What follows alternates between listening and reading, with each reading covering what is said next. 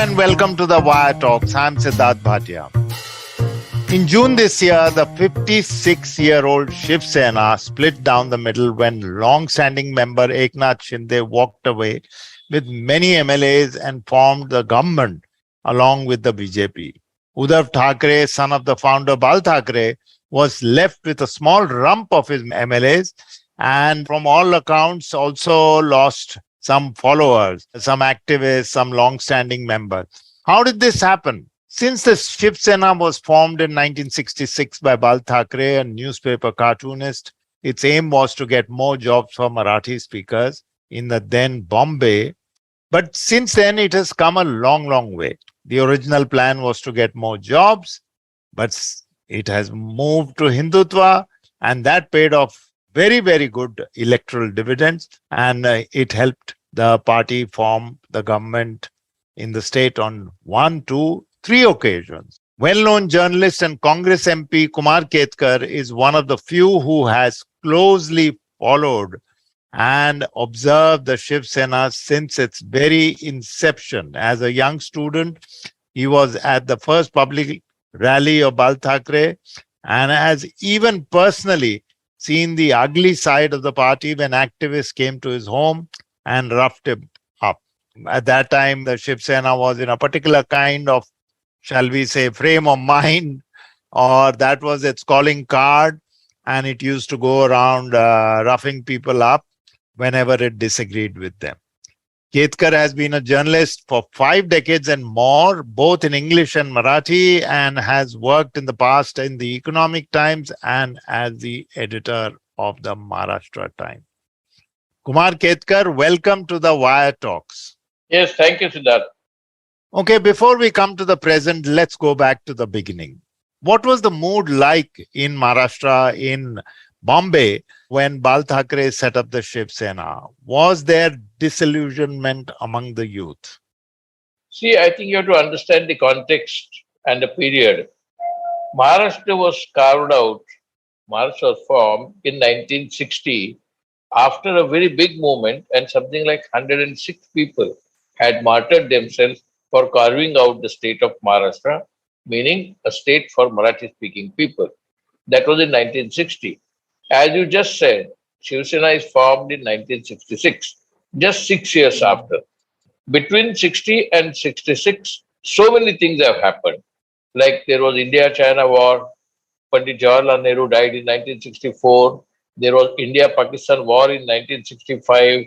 In 1966, Shastriji came as Prime Minister, but he passed away within 1 year or so, and therefore Indira Gandhi took over as Prime Minister.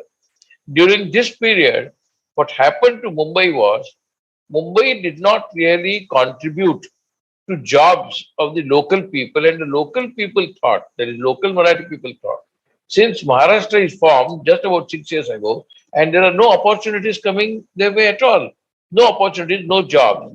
But one of the reasons was, economy was in terribly bad shape. There was inflation, recession, and those days they used to call stagflation, and no investment was coming. So no investment, no factories, no jobs.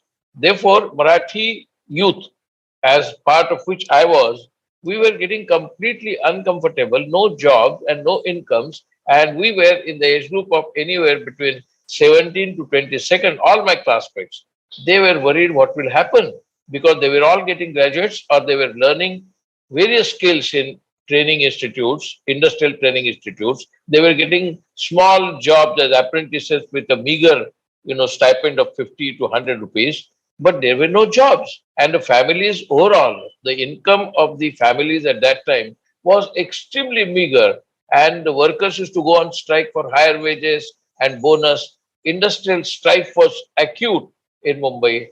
Jobs not coming, industrial strife, economy is down, and Maharashtra is formed. And Maharashtrians are facing, or Marathi-speaking people are facing an existential crisis.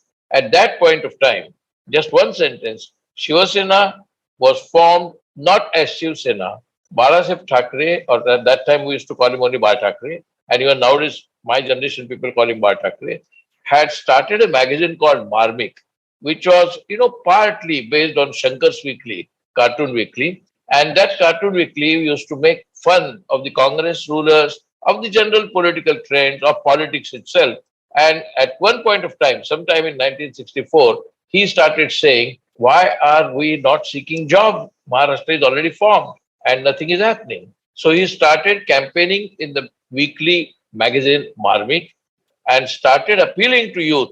If you subscribe to my view that Maharashtrians, Marathi speaking people must have jobs, it is our Mumbai, it is our Maharashtra, it is our language, it is our culture, and maybe majority of the industries are owned by Gujaratis or Marwadis, but we run the mills, we run the factories, and why are we ignored? So it is out of that angst the Marathi youth got attracted towards the appeal of Bal Thackeray, and then he announced that I am going to forming Shiv Sena. Yeah, that's a very, very good contextual roundup. But a very important component of his appeal was we don't have jobs, but the people to blame for it are the outsiders. And mainly he identified South Indians. South Indians were running restaurants, they were in government jobs, they were in private jobs as typists and above. And therefore, immediately after that, there was violence against. So, did violence become his calling card? In fact, violence was his hallmark of the organization soon after it was formed. Not immediately after 66, it was formed. Immediately after 66, it was only fighting for identity and identitarian crisis. But then identity against whom? Against what? So he used to say that most of the establishments, including public sector establishments, in fact, that time there were many public sector establishments from ONGC to Air India, and all of them had what you can call the middle level or lower level job with South Indians, whom they used to call Madrasis. Actually, they were Telugus, Malayali, Kannada, all Tamil, but he used to call them Madrasis or Lungiwalas. And therefore, the attack or the target turned out to be those Lungiwalas or Tamils or South Indians because they thought, or Shiv Sena argued, that the jobs are being stolen by the South Indian community who are migrating to Mumbai, crowding Mumbai and taking away our jobs. So he told Marathi youth to start getting jobs. And Maharashtra Ekikaran Samiti was formed and they used to storm the public sector organizations from Air India to ONGC to LIC, anywhere, and say that tell us how many Marathi youths are working in your company, how many Marathi boys or girls are you are recruiting. When the interviews are taking place, how many Marathi people will join? They started actually threatening in a way and seeking Marathi jobs. Now, strangely and ironically, there were also some Marathi officers in all these establishments, and they were sympathetic to those who were protesting. They were not sympathetic to the organization they worked for. They were sympathetic for the protesters. And that's how a kind of symbiotic relationship developed between those Marathi officers inside and the Marathi protesters outside. And that is how Shiv Sena or Maharashtra Ekikaran Samiti began to get strengthened. And when they got strengthened, they decided to spread their tentacles. And that beginning of tentacles actually attracted large number of Marathi youth across Mumbai, but only Mumbai. And to a certain extent, Thane, which is almost like a suburb of Mumbai, they started getting attracted to Shiv Sena and their meetings started growing. But still, violence had not started. When they found that LIC or Air India or many organizations, public sector or private sector, Godrej, they were not responding adequately by recruiting Marathi people, they started getting engaged in violence. And who is the violent? Who will they attack? Not the owners of Godrej. There is nothing like owner of Air India. So they started attacking the South Indians. And what they saw as symbolic was Mumbai was dominated by only two types of eating places. One was the Irani restaurants and second was the Udpi restaurants, South Indian restaurants. So they started attacking the South Indian restaurants and South Indian employees in various organizations. And that's how violence began because they wanted to tell the world that we will not allow the South Indian or Madrasi or Longiwala migrants crowding our city and stealing our jobs. That is how the violence started. Kumar, if you recall, that was around the time that the other major city of industrialists was Calcutta, where the communists had begun to create a lot of violent havoc on the streets. And Bombay's industrialists were also getting a little nervous. So, is it correct to say that the industrialists of Bombay, along with the blessings of the Congress government at that time, encouraged the Shiv Sena to ensure that communists in Maharashtra, who were very, very strong, at least in Bombay, did not rise above a certain this because the communists did have a stranglehold on the trade unions? You are bang on, Siddharth. You have to see the period between 1965 and 1968. In 1967, the communist governments were formed in Kerala and West Bengal. West Bengal, not totally, partly communist government because it was Bangla Congress along with CPM. And CPM had just been formed in 1964. So there were two communist governments. Now, interestingly, the migrants also came from South, that is Kerala also. And therefore, they had the sympathy for the South Indian employees here. And they were also, incidentally, were sympathetic to the communist movement, both Bengalis and Tamils, but mainly Tamils and Malayalis. As a result, what happened was the communist movement was emerging strong. Comrade Dange was the uncrowned king of the working class in Mumbai. Textile workers, there were 2.5 lakh textile workers, and they were all members of the Communist Union. So when the employers, that is the owners, and the politicians realized that there is a nexus between the communists outside and the communists inside, they wanted to break it. How to break it? Create strike breaking gangs. Strike breaking gangs came easily from Shiv Sena. And therefore, between 1965 and 68, so many strikers were attacked by Shiv Sena. As a result, what happened was the original anti-South Indian movement became a kind of anti-communist movement. When it became anti-communist movement, leaders like S.K. Patil, who was also considered as an uncrowned king of the corporate Mumbai, that time the word corporate was not being used, the capitalist Mumbai, S.K. Patil began to support Shiv Sena. Not only S.K. Patil was an important man. And therefore, S.K. Patil, with his help, even the government, which was run by Mr. V.P. Naik, who was the chief minister, even he became sympathetic to Shiv Sena because to kind of reduce the stranglehold of the communist movement or the left movement on Mumbai or Lal Bauta in Mumbai, the best way was to split the working class by taking Shiv Sena along.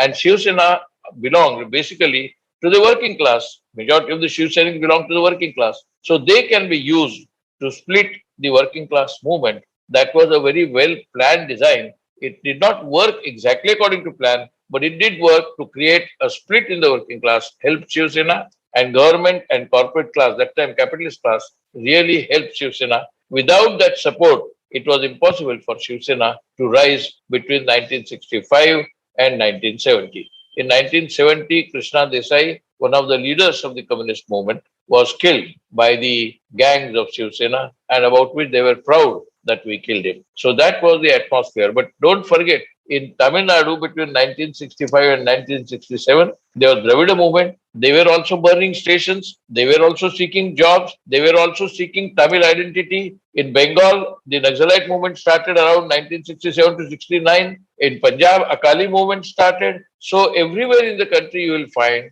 the local sentiments had begun to assert themselves for identity crisis or identity demands. And therefore, it was not only in Mumbai. It was in Tamil Nadu, it was in Bengal, it was in Punjab, and it was in Maharashtra. Though ideologically all of them were separate, basic angst or basic demand or basic concerns, anxieties were same across the country. No, we'll come to the nativist idea a little later because that's quite fascinating. And it's interesting to see how the DMK, the Dravida movement shaped up, or how Shiv Sena shaped up, or how the Akalis shaped up. But before that, all this paid some political dividend because it was not really in that sense a political party, but when it got into politics, it won it started making a very important dent. It had a presence in the municipal corporation, eventually took over the municipal corporation, which has been running for over 25 years. Did it then give it the Shiv Sena I'm still calling it an organization, kind of idea to go into politics full time at that stage? No, actually, Bal Thackeray had declared in the very large first public meeting, which frankly he did not anticipate to be so large. I was present in that meeting. And in that meeting, he said, all politicians are crooks. All political parties are opportunists, and we must keep away from politics and retain the identity of Marathi people, culture of Marathi people, language of Marathi persons. And that is our job. Our job is not politics. We are not seeking power. We are not in politics. That was the original statement in 1966 when Shiv Sena was formed. So while looking at the politics, he realized that soon after that, that is 1 year after that, came the 1967 Lok Sabha elections, also Vidhan Sabha elections. So at that time in Mumbai, Comrade Dange was a candidate, Acharya Atre, who was a leftist at that time, was a candidate. Krishna Menon was a candidate, though Krishna Menon was not given ticket and therefore he stood as an independent. And Congress was split in the middle between right and left. And supporters of Krishna Menon were also there in Congress, and opponents of Krishna Menon were there. So at that time, under the anti-communist momentum that the Shiv Sena had picked up and supported by the government, supported by the Congress government, and supported by the capitalist class, they started attacking all the leftists in Mumbai, including George Fernandes, who stood in 1967 from central Mumbai. So that is how the politics started to get enveloped into the Shiv Sena organization, as you said, and that Shiv Sena organization became political without forming a party. It was and it remained organization almost even 2 years later. How did it and why did it discover Hindutva? Is it correct to surmise? I'm just using my own observations and analysis. Is it correct to surmise that or say that nativist pro-Marathi Manus politics had run its course and it was on a plateau, and if it wanted to scale up, it had to do something more, and it discovered Hindutva? Is it correct to say? No, actually, many people don't even know or perhaps don't remember or don't want to remember that Shiv Sena did not support the Hindutva campaign. In fact, in the 1967 elections, not only they opposed Krishna Menon and Acharya and Comrade Dange, there used to be, Shiv Sena used to say, Jan Sangh Hawa Tang. They used to be anti-Jan Sangh, anti-RSS. And Bal Thackeray used to always say that Jan Sangh people are completely useless persons. They have nothing to do with Hindutva. Their Hindutva is bogus. He was very sharply critical of Jan Sangh. You know the reason? The reason is Bal Thackeray, after all, ideologically also, is the son of Prabodhankar Thackeray, who was part of the anti-Brahmin movement, who was part of the anti-superstition movement, who was not only part of anti-Brahmin, anti-superstition movement, he almost advocated that there should be no temples, there should be only laboratories, and we must not bother about temples and God. He was officially declared atheist, Prabodhankar Thackeray. So Bal Thackeray was the son of that kind of culture in family, and also both of them were part of the Sayukta Maharashtra movement. So both of them did not share anything with Jan Sangh or Hindutva or RSS. In fact, they used to ridicule a lot of RSS. Another small sociological reason is RSS and Jan Sangh belong primarily to middle class. At that time, not even 2 BHK, but 1 BHK or maximum 2 BHK middle class community in Maharashtra, primarily upper caste. And Shiv Sena's following came not from the upper caste, but from at that time the word OBC was not known, term was not used. But Shiv Sena's following came from what today we can call OBCs, Dalits and others, including Muslims. Because for them, Marathi was an important issue and caste was not important. Religion was not important at all at that point of time. And therefore, Hindutva idea did not really inspire them. It came in 1970, 1971, the Shiv Sena did not win many seats. They continuously fought election after having formed a party, but they did not win enough seats. So they wondered what is happening. We are such a strong organization. The whole of India, the moment they think of Maharashtra, they think of Shiv Sena, and still we are nowhere near the power. So sometime in 1980 when BJP was split, that is Jan Sangh was converted, then BJP was formed in 1980, BJP also realized that they cannot win power because the Janata Party had collapsed, Janata experiment had gone, and so BJP thought unless they have an ally, they will not be able to win power. Shiv Sena thought that they have been fighting on street from 1966 to 1980-85, but they are not likely to get power because Congress had a kind of monopoly over power. And therefore, both of them, out of desire to get power, formed an alliance in 1985 formally, but between 1983 and 85, they started coming together. Now, forming an alliance was not an easy choice because BJP was committed to so-called national position and therefore was not really sympathetic to the Marathi demand. They were saying that we are all India. They were not even keen on Sayukta Maharashtra. Jan Sangh was not supporter of the Sayukta Maharashtra movement. So for them, it was a class war within middle class, upper caste, living in cooperative housing societies or well-off Charles on the one hand, and the slums and the working class Charles were with Shiv Sena. So it was internally a class war between Shiv Sena and Jansangh. Shiv Sena and Jansangh belonged to two different classes, but both of them realized that independently they cannot get power. So in 85, they decided to come together, and for that, Shiv Sena sacrificed its exclusive Marathi identity question and adopted Hindutva, and BJP at that point of time decided to sacrifice their opposition to the Marathi identity or Bengali identity and so on and so forth, and decided to support the Marathi cause. And that's how, for instance, Shiv Sena was fighting for Belgaum Karwar issue, and Jansangh was not supporter of Belgaum Karwar issue, not even BJP. So they decided to sacrifice their each other's positions, because BJP at that time also was supporting separate Vidarbha within Maharashtra. And Shiv Sena was totally opposed, because Shiv Sena for pan-Maharashtra. So there were actually more hitches and more glitches between Shiv Sena and Jansangh or Shiv Sena and BJP, but they came together exclusively for seeking power and nothing else. And so it has got stuck. It got stuck between 1985. But you must have noticed and you must have seen how many times they came close to split. And in fact, so many people have gone away from Shiv Sena. Chhagan Bhujbal left in 1991, Narayan Rane left in 2005, Ganesh Naik left in between. So many people in the Shiv Sena have left, and they were powerful people. Chhagan Bhujbal was very powerful. Narayan Rane was very powerful in Konkan. They left, but Shiv Sena survived primarily because of Bal Thackeray's charisma and the idea of being Marathi. And in fact, all those who went away from Shiv Sena were not considered as traitors to Hindu cause. They were regarded as traitors to Marathi cause. So Hindutva is an adopted ideology only for power. Hindutva does not ring bell much among Shiv Sena. Of course, then in Shiv Sena, there is a new middle class. That new middle class, ideologically and class terms, associates itself with the BJP, and therefore they are enamored of Hindutva. But the average Shiv Sainik is Marathi and not Hindutva. But when it participated in the 92-93 riots in Mumbai, this was a direct trigger of Babri Masjid, and before that, the Rath Yatra. And so clearly, the convenience factor, whether you call it the convenience factor or not, of Hindutva, had a direct outcome in this city, the city in which it had fought for Marathi rights, and the city in which it had taken all of the working classes with them. That's where the direct result of that commitment to Hindutva was seen. You are absolutely right.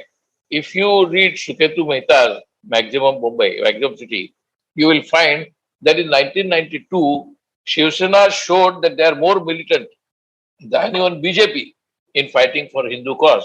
So they participated in riots actively, anti-Muslim riots in 1992 to prove that they are the real force. Actually, that cemented the alliance between BJP and Shiv Sena, Babri Masjid. Without that, in 95, they would not have come to power. So you are right. In 1992, things changed. We'll be right back after this short break.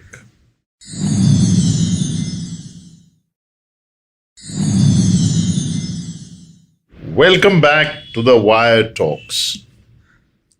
Coming together of these two parties, which according to me is got an internal contradiction of various kinds, which have still not been resolved. The Marathi Hindutva thing has still not been resolved fully. It is just a convenient factor. Under Bal Thackeray, and even after Bal Thackeray passed away, that alliance has held. And in 2014, because of the Modi wave, they got many, many more seats. The BJP can never win Maharashtra on its own, but it came very close. It got 122 seats, but it still needed the Shiv Sena. But it has always been a very uncomfortable connection, isn't it? Absolutely uncomfortable. For instance, even the current split, Eknath Shinde says that he is fighting for Hindutva and Uddhav Thackeray has given up Hindutva. So actually it is competitive Hindutva between the two Shiv Sena factors, but both of them have actually adopted Hindutva because both of them are products of the Marathi sentiment. But Eknath Shinde wants to prove his loyalty to BJP alliance, and therefore he says, I am more Hindu than Uddhav Thackeray. Uddhav Thackeray has given up Hindutva. But Bal Thackeray's Hindutva, as always, was anti-Brahminic, anti-upper caste, anti-upper class, and more working class. So that also did not work fully. And later on, you must remember that Uddhav Thackeray said, I am Mumbaikar first.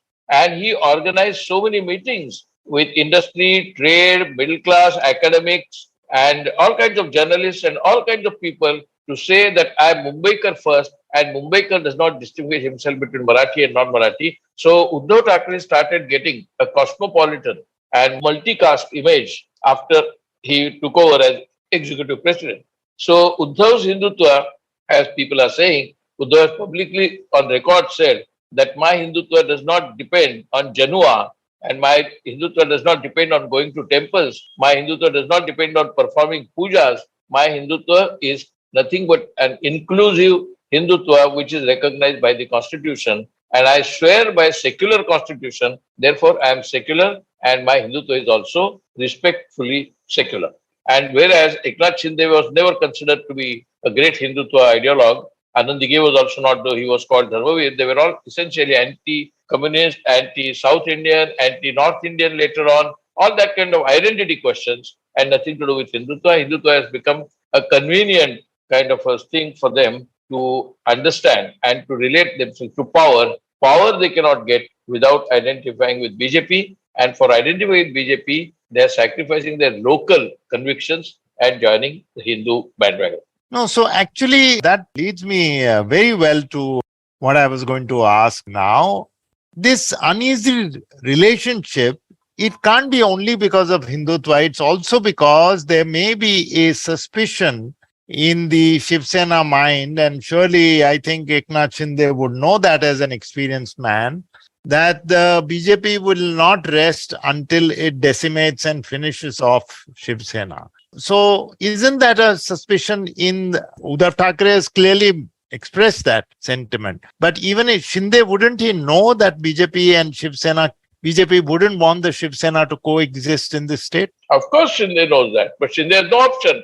If he wants power, he has to adjust with that. He completely knows and totally understands the BJP's opportunism in gobbling up the part of the Shiv Sena and later on the entire Shiv Sena. In fact, Uddhav Thackeray, like Akali Dal and like other parties which are small, always thought that BJP's game plan is to gobble up the local parties and incorporate them into monolithic BJP. And that fear was not there only in Uddhav's mind. That fear was there among the entire Shiv Sena. And that's why Shiv Sena had supported for first 2.5 years Uddhav Thackeray totally, because Shiv Sena was trying to break away from the monolithic campaign of the BJP. And Shinde very much knows that, and that's why he remained party. He remained a minister, most important minister, a lucrative ministry he had, and he remained. But later on, when BJP started blackmailing many of the Shiv Sainiks, who were definitely having multiple skeletons in the cupboard, when they started blackmailing, they had to have an excuse,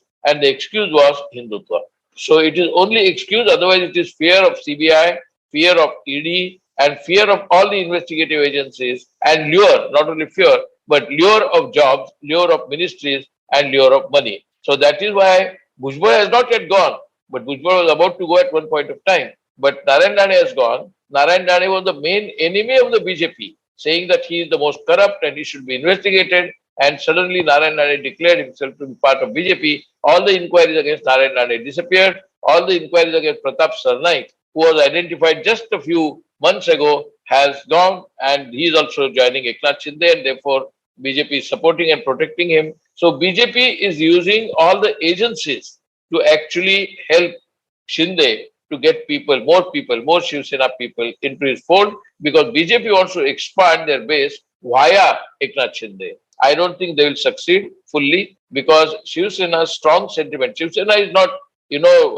top-bottom organization. It's a bottom-up organization. It was not formed by Bal Thackeray, creating an executive cadre and all that. Shiv Sena was formed. Many people don't even know. Many people had not seen Bal Thackeray in many parts of Mumbai. They formed their own local units and started worshipping Bal Thackeray. They started their own organization. Shiv Sena is a spontaneous organization of the Marathi youth, at that time, and it continues to be so. Shiv Sena is not an organized party. It doesn't work on Adesh like RSS. Shiv Sena runs from bottom and provides strength to the main Shiv Sena, and the same is true even today of Uddhav Thackeray. Uddhav Thackeray will be able to still hold on to the real Shiv Sena, notwithstanding the blackmailing techniques of the BJP with use of Shinde as their fifth columnist. But you'll agree that he's got a tough task in rebuilding his organization. Of course, that is obvious. But the task is what? Out of some 250 plus 250 to 300 shakhas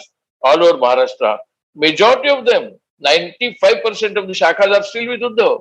Those who have left Shiv Sena are the MLAs, elected representatives. The local activists and local shakha pramukh, upashakha pramukh and secretaries, they remain with Uddhav Thackeray. So organization is with Uddhav and legislative body is with Shinde. As you know, it has been the case many times in many parties, even in Congress. When Congress was split in 1969, there was this problem of organization Congress and the revisionist Congress. So that problem is still there. And actually, that's why Supreme Court took 6 months to decide. Actually, it was very simple. Legislative members are with Shinde and the organizational members are not with Shinde. So they should have easily declared that Shiv Sena is with Uddhav. They cannot declare that because there is a lot of what you can call political pressure on every single institution, and therefore they kept postponing the result. Even today, the result is not completely out. The result is still under the wraps. And so anything can happen if the real kind of consensus is taken of who is Shiv Sena, who is real Shiv Sena. They will find that majority of the people in Maharashtra who supported Shiv Sena are still with Shiv Sena. And there is no wonder, therefore, that all the MVA parties, that is Mahavikas Aghadi parties, NCP and Congress, are fully backing Uddhav Thackeray. Not because Sharad Pawar's orders, because they realize that the ground level is with still Uddhav. So if they want to win the election by going with Eknath Shinde, is not going to help except in perhaps Thane district. Beyond that, Eknath Shinde's writ doesn't work. And that also works because of his particular politics of obligatory style. He obliges people, and that is how he keeps his thumb on. So you don't think that the Shiv Sena as an organization is finished in the future? In the future? No, Shiv Sena will have organization and a party in future. At present, it is weak. It will be weakened for some time. But let us see corporation election. I won't be surprised if in corporation election, last time they had something like 92 seats. I will not be surprised if they retain those seats or slightly less or slightly more seats. And therefore, I don't think Shinde Sena is going to make major difference in Mumbai Corporation. Mumbai Corporation is an extremely important body. In fact, Mumbai Corporation's budget is more than Kerala budget. So Mumbai Corporation is like a state within a state. And therefore, what happens in Mumbai Corporation, in spite of BJP Shinde coming together, I think will be a thing to be watched. And Shiv Sena will not get great help from Congress or NCP. Shiv Sena will have to essentially fight on its own, supported by NCP and Congress, but not essentially contributing to the vote pattern. So Shiv Sena will survive because it is an angst. It is, the kind of people's sentiment with them, not ideology. Shiv Sena does not have any specific right or left ideology. Shiv Sena invited Comrade Dange in Shiv Sena Bhavan to give lecture to Shiv Sainiks to learn politics. So Shiv Sena doesn't have specific ideological frame. They are not bothered about socialism or capitalism or libertarianism or liberalism. They are not particularly bothered. They are secular by Vyavhar because in secular terms, they are able to connect with the film industry, the theatre industry, the art world, academic world. These are multi-caste, multi-religion, multilingual, multicultural. And Shiv Sena deals with them. And Shiv Sainiks are by and large kind of half social workers and half coordinators at local area. Coordination includes a little bit of violence or a little bit of thuggery, little bit of real estate agencies. All that comes. But Shiv Sena is entirely not an organization of criminal gangs. Shiv Sena is also, most of the Shiv Sainiks at local level are social workers. They work, they start libraries, they start blood banks, they organize painting exhibitions, they start schools. Many Shiv Sainiks are doing all that kind of social activity. They conduct kabaddi competitions, they conduct local cricket competitions. But so Kumar, Kumar, you may be talking about a particular time. Don't you think even they have now become prosperous and maybe getting a little Hindutva? That is absolutely correct. In fact, that is why the current Shiv Sena is not the same Shiv Sena of 1960s. Current Shiv Sena also has people from the middle class and higher middle class. And they are keen that Shiv Sena becomes quote unquote a modern, cosmopolitan, secular republic party. So they are different. So in a way, you can say that what Uddhav Thackeray is leading is kind of a new Shiv Sena. And what Shinde is trying to lead is quote unquote old Shiv Sena. Old Shiv Sena in the sense that Shiv Sena, which works primarily on gangsterism, on blackmail, on thuggery, on everything. But Uddhav Thackeray is working exactly on the opposite direction. And Aditya Thackeray is his symbol. He is cosmopolitan. Uddhav Thackeray is becoming cosmopolitan. As I said, Uddhav Thackeray has consistently maintained that I am Mumbaikar first, and therefore Mumbaikars must unite. Even now, his campaign in Mumbai is that Mumbai must remain. And therefore, I think he has shifted from 1966 Marathi identity to Mumbaikar identity. Mumbaikar identity will not work, let us say, in Nasik or in Chandrapur. But Mumbaikar identity will work in Mumbai. And therefore, once Shiv Sena gets strengthened in Mumbai, it will spread its tentacles across the state. And you don't think young Maharashtrians are veering towards Hindu identity? Yeah, they are. In fact, the higher middle class is totally with Hindutva lobby, and but they were never part of the Shiv Sena anyway. So the higher middle class, the so-called educated middle class, looking to become NRI one day and settle in America, that middle class is with BJP. That youth is also with BJP. But that youth is not currently actually that class of unemployed. They are in the software. Software is not physically unemployed. So that higher middle class is enamored of Hindutva. They are with BJP. I don't think they will give up BJP soon. But this new class of Shiv Sena, which has come into being from the old Shiv Sena, that's a new Shiv Sena. And that new Shiv Sena is being led by Uddhav. And that's why you will find among Muslims, among Dalits, Uddhav Thackeray has huge following, absolutely huge, which you will not find to Shinde. Uddhav Thackeray has a lot of following among Muslim communities directly. In fact, many Muslims you can find out saying openly that they will vote for Shiv Sena. Now, this would not have happened in 67 or after Babri Masjid in 92, 95. And the old violent ways you think will gradually phase out? Already gone, already to a certain extent gone. Now, maybe 5-10% remains because some of them are there. But I think that 1966 to 1970 kind of violence that Shiv Sena is known for, that is not there already. It is not there. That doesn't mean they have become non-violent. That doesn't mean they have become Gandhian. But they have realized that it does not really pay fully. Best ways to act politically and in politics. So they are in politics, fighting elections. All the electoral voices they are committing, but they are all electoral voices irrespective of which party. In fact, BJP is committing maximum electoral voices these days. Coming back to what the point in somewhere in we brought up, do you think the day and age of the nativist party is gone and instead it's taken by regional parties? Of course, Mamta or Akali Dal or even DMK, Shiv Sena, but also what you see in Telangana and all. These are regional parties. They need to put their stamp on the state while talking about the pride and identity of the state, but not so specifically identitarian. You're quite right. Shiv Sena is not a regional party because the regional party has to get rooted among the farmers, among the peasantry, in the rural areas. Shiv Sena is not that way rooted in the farmers, rooted in the peasant community. They are not part of the agricultural life at all. Shiv Sena is essentially an urban phenomenon. With the urbanization overall, it has spread across the state. But Shiv Sena is an urban phenomenon. It is not a rural phenomenon. Regional party has to be rooted in the rural areas, in the agricultural areas. And therefore, Shiv Sena cannot be compared with DMK or for that matter with even TMC. Shiv Sena can be considered, as you correctly said, a nativist party. But that nativist party will not get converted into regional party without the base in the rural areas. So I think nativist party do have a role. All native parties do have a role because they are sort of creating a micro identity within the regional party. So regional party may be a larger whole within which they will require a nativist party. And that's why Congress is supporting them. And BJP is also supporting a fraction of them or supported earlier.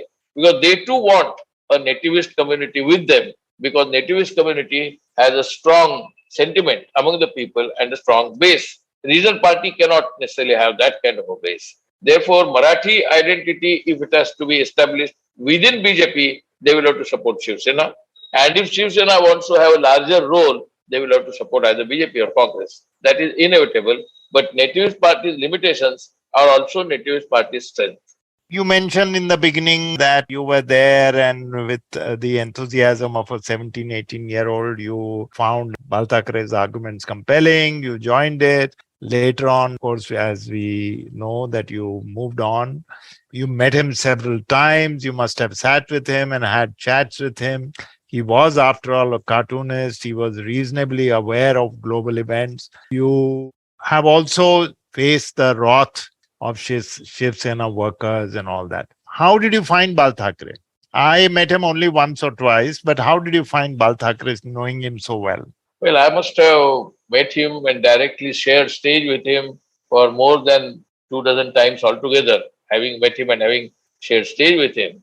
And you are asking for personality of Bal Thackeray. Bal Thackeray's personality, many people feel that Raj Thackeray is what the representative is of that personality, which is not correct. Bal Thackeray was not in the same class as any politician. In fact, you will notice that he is the only politician who did not seek power and who survived as the head of the party ever since it was formed in 1966 till he died in 2012. So till that time, he was the boss. Nobody challenged him, nobody questioned him. Those who did not like him, did not agree with him, they left the party. So Bal Thackeray was a completely different man. He never believed in caste, he never believed in religion. But Shiv Sena is actually a casteless and by and large religionless party, notwithstanding the fact that they participated in active riots for Hindus in 1992 primarily, and later on slowly that came down. But Shiv Sena's identity does not come from religion or any caste. Shiv Sena recently recruited Sushma Andere, who was Ambedkarite activist, and she, I think, correctly observed that Shiv Sena does not have an OBC cell, a Dalit cell, and all these caste community cells they don't have. Shiv Sena is Shiv Sena. That's it. And in Konkan as well as in Mumbai region, Muslims support Shiv Sena. So I think Shiv Sena is not to be classified in terms of the other parties, and other political parties' parameters are not applicable to, as you very correctly said, a nativist angst-based party like Shiv Sena. No, but if he was civil with you, you shared the stage with him and you sat with him privately, how come, what did you ever ask him why your people are beating me up or come to beat me up? Yeah, I could directly ask him, and he used to say, and very strange, he used to say, but Kumar, that works. That gives me headlines, that gives me my power. So basically, he used that so-called threat or so-called violence as indication of his strength and power to terrorize. To terrorize, I'm using the word, to terrorize Congress and to terrorize the bureaucracy and to terrorize the people. That you support me. That's why when Shiv Sena used to call for ban, that ban would be total, 100% ban. Now that doesn't mean that everybody in the country or Mumbai supported Shiv Sena ban, emotionally or politically or psychologically. They supported because they knew they are so powerful. So better to stay at home rather than go for work. That doesn't mean that they supported Shiv Sena. But Bal Thackeray realized that that is how he establishes his power.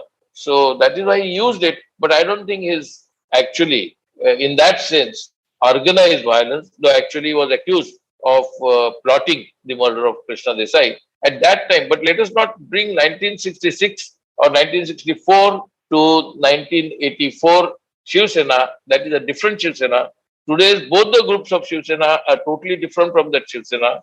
Not that they have become non-violent or ahimsavadi, but that Shiv Sena is now past. This Shiv Sena is not the reincarnation of Bal Thackeray or that Shiv Sena. This is newly getting adapted to the new realities of politics, and that is why they are behaving differently. And therefore, you must have seen Uddhav Thackeray's language, as well as Uddhav Thackeray's demeanor, as well as Uddhav Thackeray's mentioning of political issues. For instance, Uddhav Thackeray said while talking about Modi that Modi and Shah are bringing fascism to the country, except so far they have not built concentration camps. I mean, this is such a strong statement that Modi and Shah have not built concentration camp. That does not mean that they are not fascists. He uses the word fascism. I don't think even any Congress or NCP person has used such a strong language against Modi and Shah. Modi and Shah were attacked very heavily and hugely by Raj Thackeray also. But Uddhav Thackeray has attacked despite being now isolated from power. And he continues to attack the dictatorial, autocratic, and fascistic way of Modi and Shah.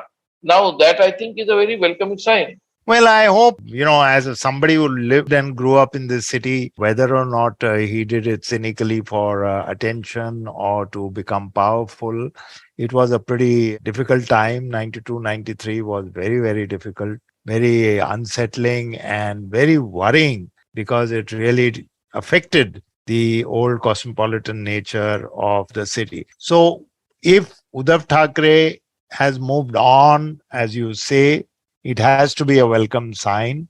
Politically observing, I don't know whether he has if Eknath Shinde has the backing of the BJP, certainly it's going to help him up to a point, I'm saying. But we have to only observe, see whether Uddhav Thackeray can build his organization. Otherwise, there is this huge juggernaut backed with money, muscle, media, and ED, CBI, as you said, which is out to finish off its allies. So I think it's going to be a very interesting situation here because Shiv Sena, and even under Uddhav, is no slouch. It's not going to sleep, lie down and say, roll over me.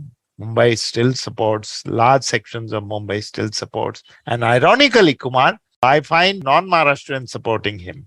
You must have also heard that in Mumbai. Boli.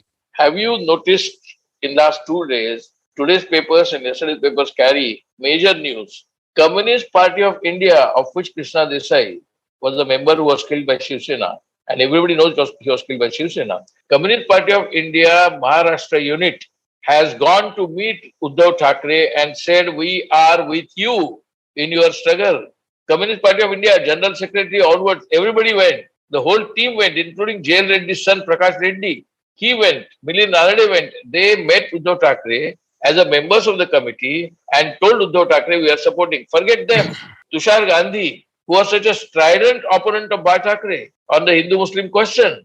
Tushar Gandhi went to Uddhav Thackeray and said, we are totally supporting you.